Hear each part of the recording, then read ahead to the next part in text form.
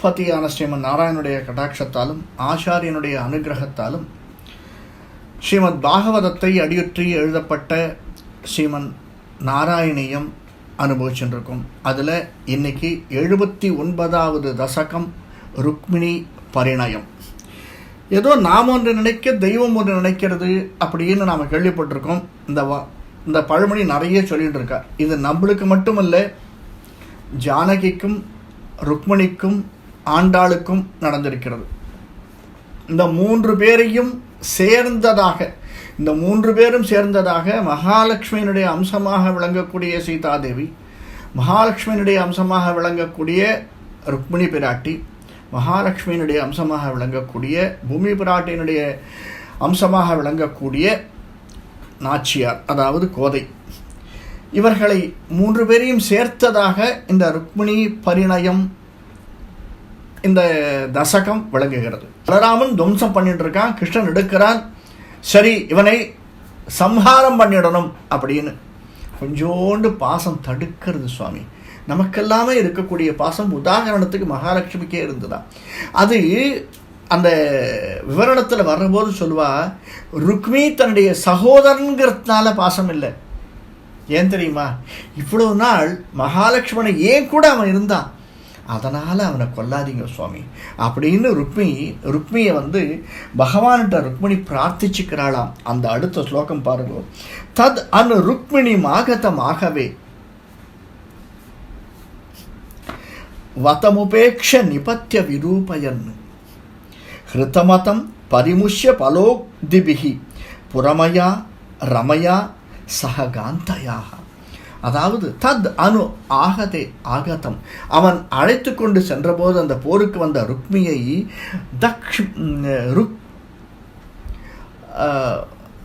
அபேக்ஷ, அதாவது ருக்மியை கொல்லக்கூடாதுன்னு பிரார்த்திக்கலாம் பகவான்கிட்ட.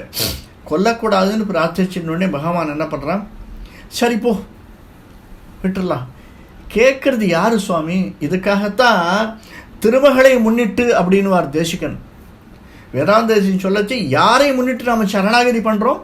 பிராட்டியை முன்னிட்டு நாம் சரணாகதி பண்ணுறோம். வேறு எப்படி இருந்தாலும் பெருமாளுக்கு கொஞ்சம் இது இருந்தால் கூட பிராட்டி சொல்லிட்டாள்னா போ அப்படின்னு விட்டுருவாராம். அதற்கு உதாரணமாக இங்கே சொல்கிறா, அந்த கட்டி வைத்து அடுத்து விட்டு அதையும் பலராமன் சொல்லி அவிழ்த்து விட்டு போ, அவனை அவிழ்த்து விட்டு விடு அப்படின்னு பலராமன்கிட்ட சொல்கிறாராம். பலராமன் அந்த சொற்களால் அவிழ்த்து விட்டு லக்ஷ்மி தேவியினுடைய அவதாரமான பதியுடன் துவாரகபுரியை அடைந்தீர்கள். புறம் அயாக, அந்த துவாரகபுரியை அடைந்தீர்கள் அல்லவா அப்படின்னு நாராயண பட்டத்தில் சாதிக்கிறார்.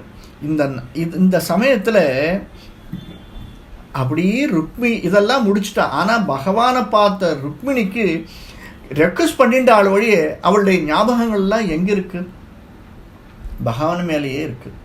என்ன இவன் அழிச்சுட்டு போகிறானே, இந்த மனுஷன் என்னென்னலாம் பண்ணி வச்சிருப்பார். இவளுக்கு பலவிதமான எண்ண ஓட்டங்கள். அந்த எண்ண ஓட்டங்கள் எல்லாம் அந்த பாகவதத்தில் அந்த இடத்துல ருக்மியால் சொல்ல முடியலையா. அந்த ருக்மிணியினுடைய அவதாரமாக, பூமி பிராட்டியினுடைய அவதாரமாக விளங்கிய ஆண்டாள் நாச்சியார் சொல்கிறா, அந்த பிறவியில் எனக்கு அதெல்லாம் தோணலை. அப்போ நான் என்னென்னலாம் நினைச்சேனோ இந்த பிறவியில் எனக்கு நடக்கணும்னு நான் ஆசைப்படுறேன். வாரணம் 1000 சூழ வலம் செய்து நாரணன் நம்பி நடக்கின்றான் என்று எதிர் பூரண பொற்குடம் வைத்து புறமெங்கும் தோரணம் நாட்ட கனாக்கண்டேன் தோழியன். அப்படியே பக்கத்தில் இருக்க தோழி அவள் நினச்சிட்டு போகிறாளாம். இவ தனியாக அழிச்சுட்டு போகிறா. இருந்தாலும் இவ்வளவு நாள் கனவு கண்டோம் இல்லையா, என்னென்ன மாதிரியெல்லாம் கனவு கண்டு போவோம். ருக்மிணி பகவான்கிட்ட லெட்டரை கொடுத்து அனுப்பிச்சிட்டா அந்த அந்தணன் கிட்ட. அந்த அந்தணன் சென்று பகவானை சேவித்து அவனிடம் அந்த கடிதத்தை கொடுத்து திருப்பி பகவானை அழைச்சிட்டு வரச்சே என்னென்னலாம் அவளுக்கு தோன்றியதோ அதையெல்லாம் ரதத்திலே தேரோடு சென்று கொண்டிருந்த போது நினைச்சுட்டு இருக்கலாம். என்ன நினைச்சுட்டு இருக்கா? 1000 யானைகள் படைசூழ வர வேண்டும். இப்போ அப்படித்தானே அழிச்சுட்டு போறான் ரதத்துல. 1000 யானைகள் படைசூழ போயிட்டு இருக்கு இல்லையா. பலராமனும் கிருஷ்ணனும் தன்னுடைய படைகளோடு தான் வந்தார்கள். வாரணம் 1000 சூழ வலம் செய்து அப்படியே அழைச்சிட்டு போகிறது. நாரணன் நம்பி நடக்கின்றான். எவ்வளவு தைரியமா அவனை அவுத்து விட்டு, நீ வா பலராமா அண்ணா அப்படின்னு சொல்லிட்டு முன்னாடி இவருடைய கையை பிடிச்சி தேரிலே அழைத்து கொண்டு பகவான் செல்கிறான். அங்கே துவாரகையில் பூரண பொற்குடம் எல்லாம் ஏற்பாடெல்லாம் நடந்துருத்து. அந்த ஏற்பாடெல்லாம் எப்படி இருக்கும் அப்படின்னு தன்னுடைய கண்ணில் பார்க்குறா. இதை இந்த வியாக்கியான கர்த்தா நம்மளுடைய வியாக்கியான சக்கரவர்த்தி எழுதச்சே இதை இரண்டையும் ஒப்பு நோக்கி, எப்படி துவாரகை அடையும் முன்பு ருக்மிணியானவள் கனவு கண்டாள் அப்படிங்கிறத அந்த சமயத்தில் சொல்ல முடியாதவள் ஆண்டாளாக மாறி இப்பொழுது சொல்லுகிறாள் அப்படின்னு சொல்றார். திருவாயர்பாடியிலே கன்னிகளோடு இருந்த இந்த கிருஷ்ணன் அதற்கு பிறகு உந்து மதங்களிற்றன் ஓடாத தோல்வனையனாக இருந்தவன், இப்படியெல்லாம் இருக்கக்கூடியவன் 1000 யானைகள் புடைசூழ தன்னை அழைத்து கொண்டு செல்கிறான். என்னென்ன கனவுகள் அவனுக்கு. நாளை வதுவை இங்கேருந்து அழைச்சிட்டு போனதுக்கு அப்புறமா என்ன நடக்கும் அப்படின்னு யோஜனை பண்ணி பார்க்குறார். நாளை வதுவை மனம் என்று நாளிட்டு பாலை கமுகு பரிசுடை பந்தல்க்கு எப்படியெல்லாம் இருக்கு. பலவிதமான அங்கே அலங்காரங்களாக நடந்துட்டு இருக்கு. இவளுடைய கண்ணு முன்னாடி தோன்றது. பாலை கமுகு பரிசுடை பந்தற்கு கோளரி மாதவன் கோவிந்தன் என்பான் ஓர் காளை புகுத கனா கண்டேன் தோழினான். காளை மாதிரி அந்த இடத்துல இருக்கக்கூடிய நம்ம இந்த நாகம் அப்படிங்கிற ஒரு வார்த்தையை நம்முடைய கம்மநாட்டாழ்வான் யூஸ் பண்ணிருப்பார். நாகமது நாகமன நின்றான் அப்படின்னு ஒரே வார்த்தை. சொல் பின்வருநிலை அணி, சொல் பொருள் இல்லை, சொல் பின்வருநிலை அணி. அதுக்கு பகவான் எப்படி சீதையை கையை பிடிச்சு அழைச்சிட்டு வரைச்சி அவன் எப்படி இருந்தானாம், நாகமாக இருந்தானாம். நாகமது நாகமுரன் என்றான் அப்படின்னு. பாம்பு மாதிரி, யானை மாதிரி, மலை மாதிரி இருந்தான் அப்படின்னு. என்னன்னா ஒவ்வொருத்துக்கும் உதாரணம். எப்படி கனவு கண்டாள், தன்னுடைய கணவன் புருஷன் எப்படி இருக்கணும்னு சீதை கனவு கண்டாளோ அந்த மாதிரி ராமன் விளங்குகிறான்னு அவனை பார்த்து சந்தோஷப்பட்டாளாம். அந்த ரதத்திலே பரசுராமன் எதற்கு முன்பாக அந்த இடத்துல இருக்கக்கூடியவள் எப்படி சந்தோஷப்பட்டாள்ங்கிறத அங்கே ராமாயணத்திலே கம்பன் விளக்குற அந்த மாதிரி இங்கே சொல்கிற.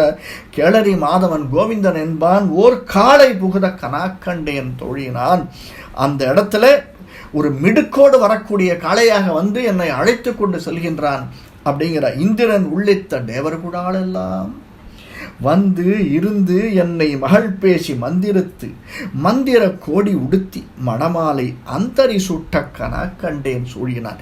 இந்த அந்தரி சூட்ட அப்படிங்கிறது 2 இடத்துல வரும். இதே பாசுரத்தில் பின்னாடி ஒரு 8 9 பாசுரம்னு நினைக்கிறேன். அங்கேயும் அந்தரி சூட்டன்னு வரும். அந்தரி அப்படின்னா அதை தான் நான் முதல்லயே சொன்னேன். அந்தரி சூட்ட கனா கண்டேன் அப்படின்னா அந்தம் அப்படின்னா தெரியும், இருட்டிலே. அதாவது அந்தரின்னா காளி அப்படின்னு அர்த்தம். பார்வதியினுடைய இன்னொரு பரிமாணம் காளி. துர்கையாக பகவான் வர்றதுக்கு முன்னாடியே அவள் பிறந்து பகவான் 8வது குழந்தையாக பிறந்து கொண்டிருக்கிறான்னு அதனால தான் பகவானை பார்ப்பதற்கு முன்னாடி காளியினுடைய ரூபமாக விளங்கக்கூடிய பார்வதி தேவியை சென்று ருக்மிணி தரிசித்தாள் அப்படிங்கிறது இங்க உதாரணமாக சொல்லக்கூடியது தான் ஆண்டாளும் சொல்கிறாள். அந்தரி சூட்ட கனா கண்டேன். எல்லாத்தையும் எடுத்து கொடுக்குச்சு. அந்த மணமாலை யார் எனக்கு எடுத்து கொடுத்தா? அந்தரி, அந்த துர்கை எனக்கு எடுத்து கொடுத்தாள் அப்படிங்கிறார். அடுத்த பாட்டு நாற்றிசை தீர்த்தம் கொணர்ந்து 4 திசையில் இருந்தும் தீர்த்தம், அதாவது கங்கை காவேரி எல்லாமிடத்திலும் அனைத்து தீர்த்தங்களையும் கொணர்ந்து நனி நல்கி பார்ப்பன சிஷ்டர்கள் பல்லார் எடுத்து ஏத்தி, அதாவது எடுத்து ஏர்த்தி அப்படின்னா ஆவாகனம் செய்து அதை தனக்கு கொடுத்து அப்படின்னு அர்த்தம். அந்த எடுத்து அந்த தீர்த்தங்களை எல்லாம் ஆவாகனம் செய்து அதை எடுத்து ஏர்த்தி, இந்த சான்ஸ்கிரிட் வேர்டிங்ஸ்லேருந்து அதை எடுக்கிற போது அதான் அர்த்தம். பூப்பனை கண்ணி புனிதனோடு என்னை காப்பு நான் கட்ட கனா கண்டேன் தோழி. அடுத்த ஸ்டெப் எல்லாரும் பெண் கேட்டு என்ன அழைச்சிட்டு போய் அந்த இடத்திலே எல்லா விதமான தீர்த்தங்களையும் கொண்டு எல்லா விதமான அந்தணர்கள் அப்படியே வேத மந்திரங்கள் ஓத எனக்கு காப்பு நான் கட்டக்கூடியதை நான் கண்டு கொண்டிருக்கிறேன். அங்கே என்னெல்லாம் நடக்க போகிறது அப்படிங்கிறது இங்கேயே பார்த்துட்டு இருக்கா ருக்மிணி தேவி. கதிரொளி தீபம் கலசம் உடன் ஏந்தி கதிரொளி தீபம் என அப்போதான் வெளிகாலை வேளையிலே வந்து அழைச்சிட்டு போகிறான் பகவான். கதிரொளி தீபம் கலசம் உடனேந்தி சதிரள மங்கையர் தாம் வந்து எதிர்கொள்ள. எப்படி தன்னுடைய இடத்திலே குண்டினபுரத்திலே தன்னுடைய தகப்பனார் இருந்து தன்னை மணமுடித்து கொடுப்பானோ அதே மாதிரி அந்த இடங்களெல்லாம் சதிரள மங்கையர் தாம் வந்து எதிர்கொள்ள. உள்ளே நான் துவாரகையை அடையும் போது அங்கு இருக்கக்கூடிய அனைவரும் வந்து என்னை எதிர்கொண்டு மதுரையர் மன்னன் அடிநிலை தொட்டு எங்கும் அதிர புகுத கனாக்கண்டேன் தொழினான் அப்படிங்கிறார். பரமபதனா மதுரை மன்னன்னா பரமபதநாதன், அதாவது பகவான் நாதனாக விளங்கக்கூடியவன், அவனுக்கு அங்கே இருக்கக்கூடியவன். என்ன திருநாமம் சாற்றுவது? அதாவது இந்த இடத்த வந்து வியாக்கியான கர்த்தாக்கள் ரொம்ப அழகாக சொல்லுவா. மத்தளம் கொண்ட வரிசங்கம் நின்று ஊத அப்படிங்கிறார். எல்லாரும் கபகபகவன் ஐயோ வேலை முடியணும்னு ஊதிட்டு போகிறது கிடையாது சுவாமி. இங்கே நின்று ஊத அழகாக சொல்கிறார் பாருங்க நாச்சியார். மத்தளம் கொட்ட வரிசங்கம் நின்று ஊத முத்துடை தாமம் நிறைத்தார்ந்த பல்லருக்கு. எங்கேயோ ஒரு 40 அடிக்கு மேலே அந்த பந்தல் போட்டு அங்கேருந்து ஒரு பூமாலை தொங்கிட்டு இருக்கு. இல்லை, நிறைத்தாழ்ந்த பந்தல் கீழ் முத்துடை தாமம். அது எப்படிப்பட்டது? முத்துகள் தோன்ற அந்த முத்துக்களுடைய மாலை திரள்கள் அப்படியே விளங்க. அப்படின்னா என்ன அர்த்தம்னா, நாம் முதல்லையே பார்த்தோம் சுவாமி. அதாவது இந்த தேன் வண்டு வந்து தேனை எடுத்துக்கொண்டு சென்று விட்டால் அதற்கப்புறம் அந்த மாலையை பகவானுக்கு சாத்த முடியாது. அதனால் அந்த மொட்டு மலர்றதுக்கு முன்னாடி, அந்த மலரும் போது தான் வண்டு வந்து உட்காருமா. அந்த மல்லிகையில் பார்த்தீங்கன்னா தெரியும், அந்த மொட்டு அப்படின்னு சொல்லுவாள். ஒரு 5 நிமிஷத்தில் மொட்டு மலர்ந்துடும். அந்த சந்தர்ப்பமாக இருக்கக்கூடிய அந்த மொட்டு, அதை தான் சொல்கிறா முத்துடை தாமம். அது எப்படி இருக்கும்? முத்து போல் இருக்குமா. முத்துடை தாமம் நிறைத்தாழ்ந்த பந்தல் கீழ் மைத்துனன் நம்பி மதுசூதனன் வந்து என்னை கைத்தலம் பற்ற கனாக்கண்டேன் தோழினான். அவன் என்னுடைய கைத்தலம் பற்ற. அந்த காலத்திலெல்லாம் திருமங்கலி தாரணம்ங்கிறது இல்லை, கைத்தலம் பற்றுதல் தான் இது முக்கியம். அதற்கு அடுத்து சொல்றா பாருங்க, வாய் நல்லார் நல்ல மறையோதி. வாய் நல்லார் நல்ல மறையோதி என்றென்றும் நல்லவைகளையே பேசக்கொண்டிருக்கக்கூடியவர்கள், நல்ல சிந்தனை உடையவர்கள். அதையே தன்னுடைய நல்ல சிந்தனையை நல்ல எண்ணங்களை தன்னுடைய வாயின் மூலமாக பேசக்கூடியவர்கள்.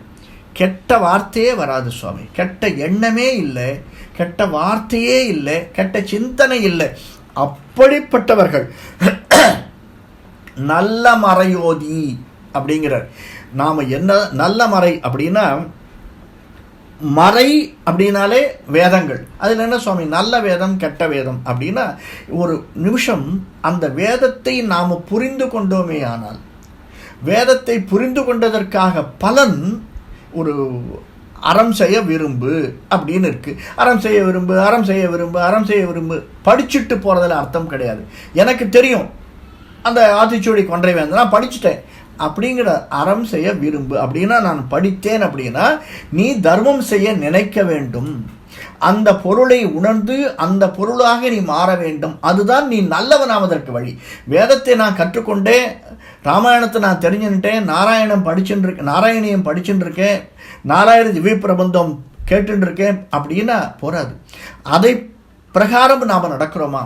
அதனுடைய அர்த்தங்களை உணர்ந்து அதன் பிரகாரம் நாம் இருக்கோமா? அதுதான் நல்ல மறை ஓதி மந்திரத்தால் பாசிலை நாணல் படுத்து. பாசிலை நாணல் படுத்துன்னா தெரியும், இது தர்பைப்புல். படுத்து பரிதி வைத்து காய்ச்சின மா களி அன்னான் என் கைப்பற்றி தீவலம் செய்ய கனாக்கண்டேன் தோழினான். இது அக்னிபூர்வமாக என்னை அவன் ஏற்றுக்கொள்ள வேண்டும்.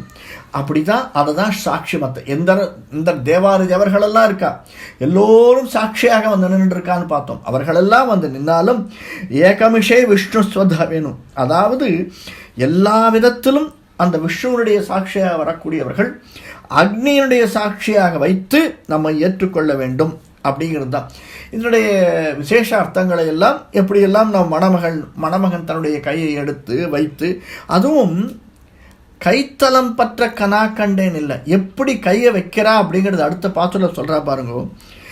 இம்மைக்கும் 7 பிறவிக்கும் பற்றாவான். பகவானை நம்ம சரணாகதின்னு பண்ணோம்னா இப்போ ஒரு பிறவியில் மட்டும் நம்ம இது பண்ண மாட்டான்.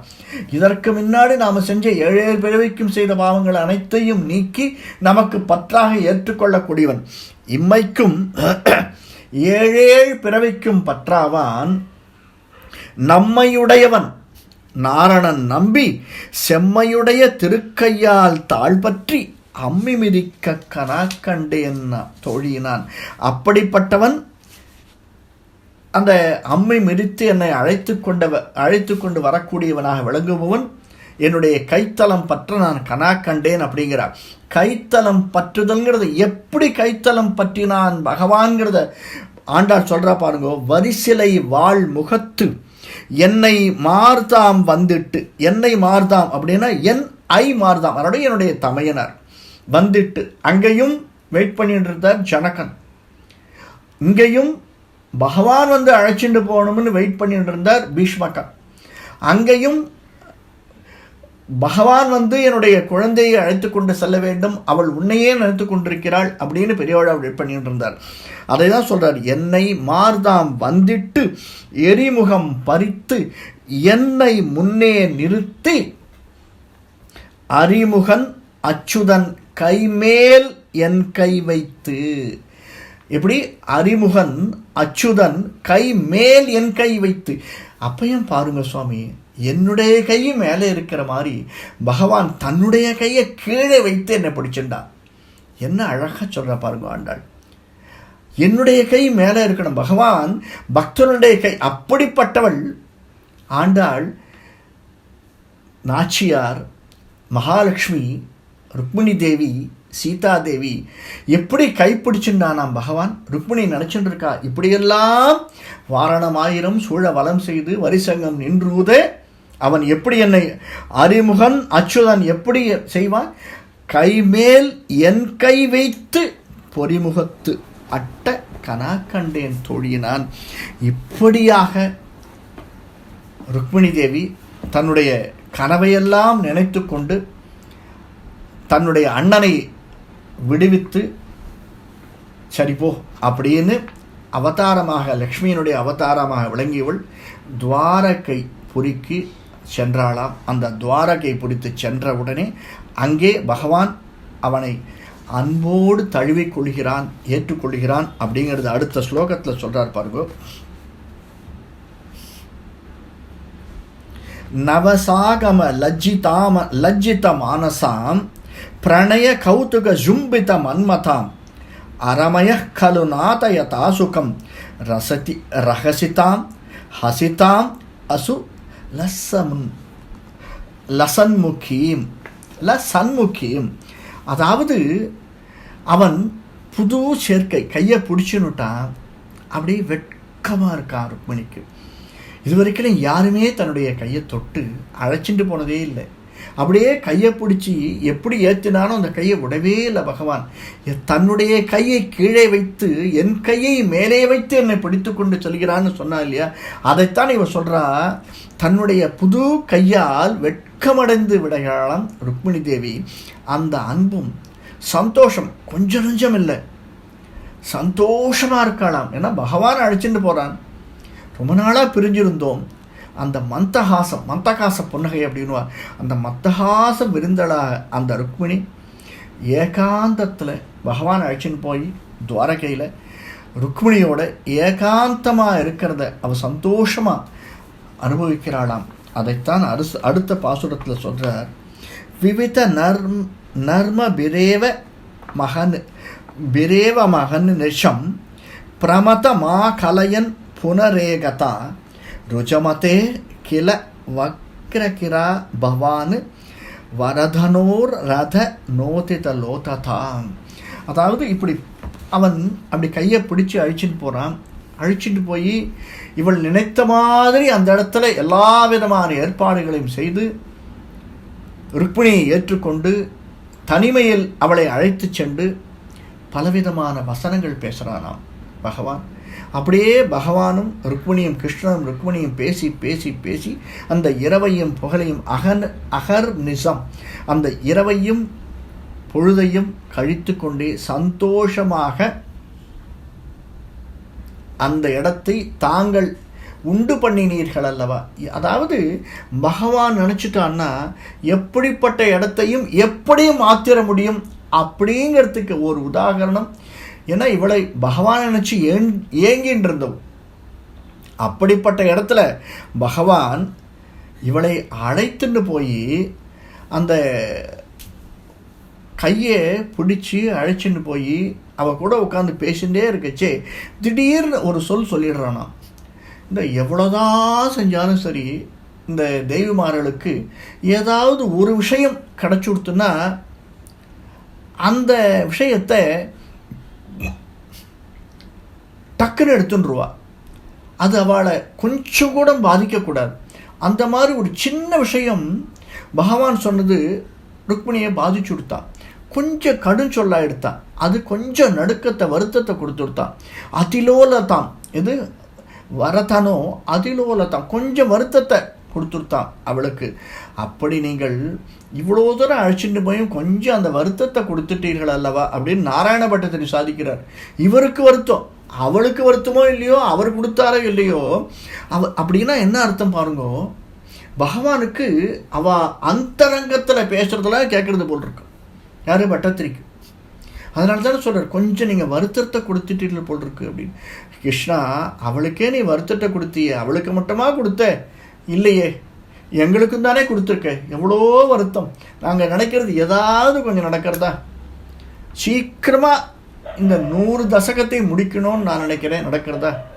108 திவ்யதேசத்தையும் கொஞ்சமாவது அனுபவிக்கணும்.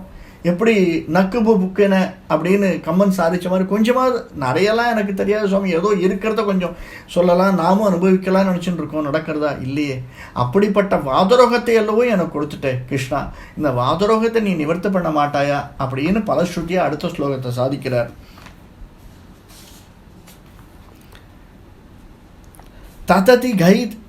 தததி கைரத லாலன கௌஷலை பிரணயினீம் அதிகம் சுகயன்னிமாம் அயி முகுந்த பவச்சரிதானினாக பிரகததாம் கததான் அந்தி மபாகுருகு. அதாவது அபாகுருகு, அதாவது அபாகுருகுனா அகற்ற வேண்டும், நீக்க வேண்டும், தீர்க்க வேண்டும். எதை? என்னுடைய வியாதியை, எங்களுடைய சோர்வை, எங்களுக்கு ஏற்பட்டு இருக்கக்கூடிய வியாக்குலத்தை யாரு செய்யணும்? ஹே கிருஷ்ணா அதி முகுந்தா, ஹே கிருஷ்ணா துவாரகாவாசா, நீ அல்லவோ இதையெல்லாம் தீர்க்க வேண்டும். எதை கொடுக்கணும்? முக்தியை கொடுக்கணும். அந்த ருக்மிணியை நீ சந்தோஷப்படுத்தினாய் அல்லவா. அவ கொஞ்சம் நீ ஏதோ சொல்லிட்டேன்னு கொஞ்சம் சஞ்சலம் அடைஞ்ச போது அவளை தேற்றி அவளுக்கு ஒரு நல்வார்த்தை சொல்லி அவளை அழகாக அணைத்து கொண்டாய் அல்லவா, அவளை ஏற்றுக்கொண்டாய் அல்லவா, அவளுக்காக உன்னை நீ மாற்றிக்கொண்டாய் அல்லவா கிருஷ்ணா. அந்த மாதிரி எனக்கு இருக்கக்கூடிய வியாதிகளையும் எங்களுக்கு வரக்கூடிய சஞ்சலங்களையும் போக்கி எங்களையெல்லாம் ஏற்றுக்கொண்டு முக்தியை எங்களுக்கு கொடுக்க வேண்டும் அப்படின்னு கதா தந்தி, அதாவது இந்த வியாதியெல்லாம் தீர்த்து சோர்வையெல்லாம் தீர்த்து அகற்றி ஏ கிருஷ்ணா அதி முகுந்த எங்களை நீ ஏற்றுக்கொள்ள வேண்டும் அப்படின்னு நாராயண பட்டத்திரி பிரார்த்திக்கிறார். இப்படியாக இந்த ருக்மிணி கல்யாணமானது நடந்து முடிந்தது. பகவான் கிருஷ்ணன் ருக்மிணியை அழைத்து கொண்டு துவாரகையிலே மிகவும் சந்தோஷமாக தன்னுடைய அண்ணன் பலராமனோடும் மற்றவர்களோடும் இருந்து கொண்டிருக்கிறான். அடுத்தது சமந்தக உபாக்கியானம். அடுத்தது நம்மளுக்கு எப்போ டைம் கிடைக்கிறதோ கிடைச்சதுன்னு பார்க்கலாம். கவிதார்க்கிக சிம்ஹாய கல்யாண குணசாலினே ஸ்ரீமதே வெங்கடேசாய வேதாந்த குரவே நமः.